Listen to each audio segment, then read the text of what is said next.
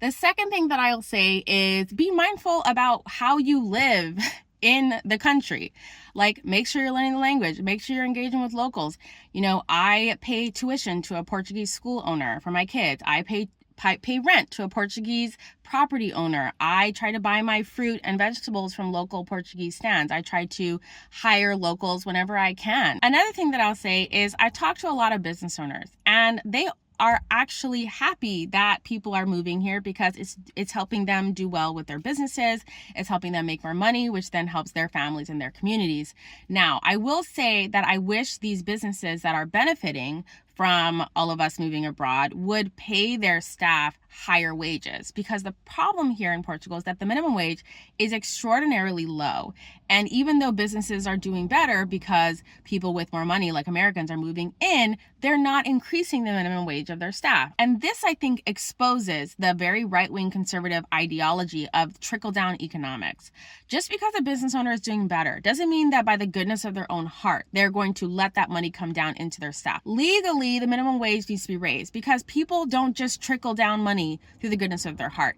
Unless they are legally required to pay their staff a certain amount of money, they're not going to do it. So I think that goes back into the hands of the local Portuguese, who have the ability to vote in elections, choose their candidates, and make sure that the laws are benefiting them. Am I saying that's easy? No, because I voted for Kamala Harris, and look at the shit show we're dealing with right now. So I'm not saying that that's easy, but what I am saying is for those of you who are choosing to live in suffering when you could be moving abroad and living a better life and having more personal energy and well-being so that you can give back to the world, you're sitting there suffering because you don't want to potentially hurt someone, when in reality you could just be a good contributing community member who cares about people and does your part, remembering that you can only control what you can control. I can't control that my landlord wants to charge high rents. I can't control that the properties are being more expensive.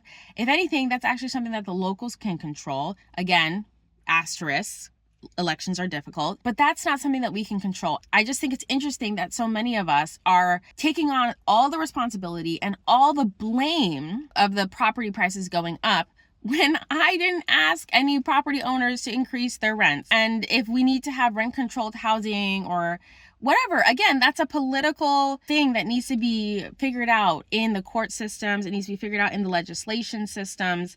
It's not something that you and I as individuals immigrating from one country to the other can control. So that's my very long-winded answer to this very complicated question, and I hope it helps.